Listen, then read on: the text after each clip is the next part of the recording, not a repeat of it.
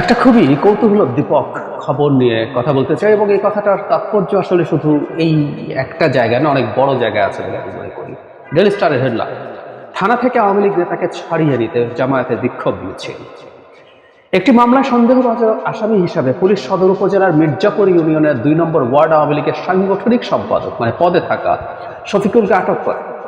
শফিকুল ওই ইউনিয়নের মৃত নুরুল হকের ছেলে। আটকের পর জামায়াতের ৭০ থেকে ৮০ জন নেতাকর্মী বিক্ষোভ মিছিল নিয়ে থানা প্রাঙ্গণে যান এবং শফিকুলকে ছেড়ে দেবার দাবি করেন। জানা জয়দেবপুর থানার ভারপ্রাপ্ত কর্মকর্তা OC Mohammad Abdul Halim the daily স্টারকে তথ্যের সত্যতা নিশ্চিত করেছেন। তিনি বলেছেন, শুক্রবার সন্ধ্যা ৭টার দিকে ওই আওয়ামী লীগ নেতাকে আটক করা হয়েছে। তাকে ছাড়িয়ে নিতে জামায়াতে ইসলামীর নেতারা থানায় এসেছিলেন। তারা দাবি নিয়ে আসতেই পারেন, কিন্তু আমার ছেড়ে দেওয়ার সুযোগ নেই। তাকে একটি মামলার সাসপেক্ট হিসাবে আনা হয়েছে বলেন হালিম। মজার ব্যাপার, জামায়াতের মন্তব্য। জামায়াত ইসলামের গাজীপুর সদর উপজেলার নায়েবে আমির আব্দুল বারী ডেইলি স্টারকে জানান, পুলিশ যাকে ধরেছে তিনি বর্তমানে আমাদের সংগঠনের লোক। আমি আবারও বলছি, পুলিশ যাকে ধরেছে তিনি বর্তমানে আমাদের সংগঠনের লোক। একটা ওয়ার্ডের আওয়ামী লীগের সাংগঠনিক সম্পাদক। আমি একটা কথা প্রায় বলি, আওয়ামী লীগের পদে থাকা প্রত্যেকটা মানুষ ক্রিমিনাল। মানে আওয়ামী লীগের সময় যারা পদে ছিল প্রত্যেকটা মানুষ ক্রিমিনাল। এর কোনো না কোনো ফর্মের ক্রাইমের সাথে তারা সরাসরি বা কোনো না কোনোভাবে জড়িত। এমনকি আওয়ামী লীগকে সমর্থন করা, তাকে ভোট দেওয়া মানুষকে আমরা ক্রিমিনালদের দোষর হিসেবে দেখতে পারি। সেই রকম একজন মানুষকে মামলায় ধরে আনা হয়েছে এবং জামায়াতের নেতাকর্মীরা মিছিল করেছে তাকে ছাড়িয়ে নেওয়ার জন্য। এবং তাদের নায়েবে আমির, ওখানকার একজন গুরুত্বপূর্ণ পদধারী মানুষ, তিনি খুব স্পষ্টভাবে বলেছেন, সদর উপজেলার খুব ছোট মানুষ নন, তিনি বলেছেন এখানে খুব ইন্টারেস্টিং ব্যাপার আছে। পুলিশ যাকে ধরেছে তিনি বর্তমানে আমাদের সংগঠনের লোক। তার মানে উনি এটা অস্বীকার করছেন না তিনি অতীতে তার ভিন্ন কোনো একটা পরিচয় ছিল। পরিচয় ক্লিয়ার। তার মানে জামায়াতে এখন আওয়ামী লীগের লোকজন ঢুকতে শুরু করেছে। ইনফ্যাক্ট এটা একটা অ্যালার্মিং সাইন। এটা জামায়াত বলে বলছিলাম।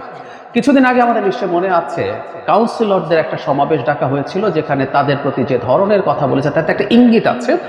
বৈষম্য বিরোধী ছাত্র আন্দোলন এবং জাতীয় নাগরিক কমিটি মিলে যে দল তৈরি করতে যাচ্ছে, সেখানেও এদের যাওয়ার জায়গা আছে। এবং আমরা নিশ্চয়ই মনে রাখবো, আমাদের মনে থাকার কথা, যারা নাসিরউদ্দিন পাটোয়ারি জাতীয় নাগরিক কমিটির আহ্বায়ক খুব স্পষ্টভাবে বলেছিলেন যে তাদের যে দল আছে তাকে একটু দেখাশোনা করতে, একটু দেখে রাখতে, একটু সুবিধা দিতে। এই ঝুঁকি বিএনপিরও নেই তা না।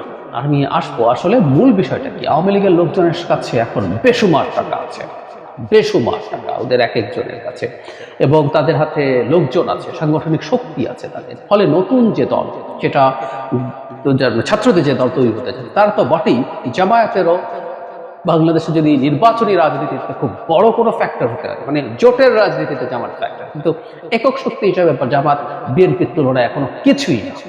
ফলে তারা তাদেরও দল ভারী করার টেন্ডেন্সি তৈরি হতে পারে। ফলে তারা এই লোকজনকে ঢোকাচ্ছেন দলে। যেহেতু এদের অনেক টাকা আছে, যেহেতু তাদের সাংগঠনিক শক্তি আছে, এই ঝুঁকি আছে যে বিএনপিও তাদেরকে একই রকম ভাবে, বিএনপির কোন একটা পর্যায়ে, বিএনপির শীর্ষ পর্যায়ের কথা বলছি না, জেলা পর্যায়ের, উপজেলা পর্যায়ের, মাঝে মাঝে বড় দলগুলোর মধ্যে নানান রকম গ্রুপিং থাকে। ফলে নিজের দল ভারী করার জন্য তারা অন্যদেরকে এই ধরনের লোকজনকে নেওয়ার চেষ্টা করতে পারে। এবং ঐতিহাসিকভাবে দেখা গেছে, এই ধরনের মানুষজন যারা অপরাধ করে কোনো একটা জায়গায় পুনর্বাসিত হন, তারা দলের সাচ্চা নেতাকর্মীর তুলনায় অনেক বেশি ভাইব্রেন্ট হন, অনেক বেশি ভোকাল হন, তারা অনেক বেশি ডেডিকেটেড ভাব দেখান, প্রচুর খরচ করেন, এসব কাজ। সো এই ঝুঁকি প্রত্যেকটা দলের ক্ষেত্রে আছে। আমাদের এই সতর্কতা জারি রাখতে হবে নাগরিকদের জায়গা থেকে, এরা যাতে পুনর্বাসিত না হয়।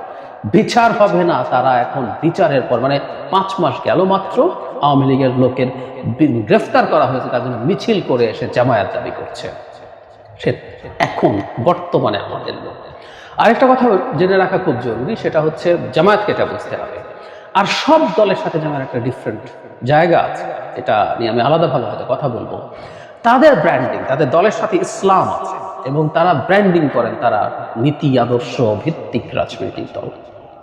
এটা আমি মনে করি না, কিন্তু তারা দাবি করেন। যেহেতু তারা দাবি করেন, আর কেউ আওয়ামী লীগের লোকজনকে পুনর্বাসন করার চেষ্টা করলে সেটার অপরাধ যতটুকু নৈতিকভাবে, জামায়াত করলে তার বহুগুণ বেশি। কিন্তু না, করছেন, এবং তারা পত্রিকার সাথে দায়িত্বশীল অবস্থান থেকে স্বীকার করছেন। এবং খুব সারপ্রাইজিংলি আওয়ামী লীগের এক ক্রিমিনালকে গ্রেফতার করা হলেও তাকে ছাড়িয়ে নিতে জামায়াত মিছিল করে। আমরা এই ধরনের প্রবণতার বিরুদ্ধে খুব কঠোরভাবে দাঁড়াবো। যেই করুক, এটা নাগরিক কমিটি যখন এটা করেছে তখন কথা বলেছি, আমার সামনে বিএনপির এই ধরনের কোনো পদক্ষেপ যদি আসে, আমি আজকে না দেখেও বলেছি তাদের প্রতি সতর্কতা, আমি সেটা নিয়েও কথা বলবো। কিন্তু জামায়াতের ব্যাপারে আমি বলেছি আমাদের একটা ডিফারেন্ট অবজারভেশন থাকবে, সেটা তাদেরকে দেখাতে হবে, কারণ তারা এটা ক্লেম করেন।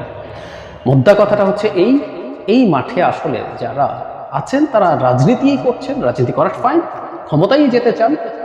এখন তার দলকে মানুষের কাছে সেল করার জন্য এক একজন এক এক ন্যারেটিভ আনবে, কিন্তু তাদেরকে এটা খেয়াল রাখতে হবে সেই ন্যারেটিভটা সাথে তাদের আচরণ যেটা আছে সেটা কমপ্লাই করে কিনা, সেটা ম্যাচ করে কিনা। না হয় তারা তীব্র আক্রমণের শিকার আরো হবেন, তারা নিশ্চিত থাকুন।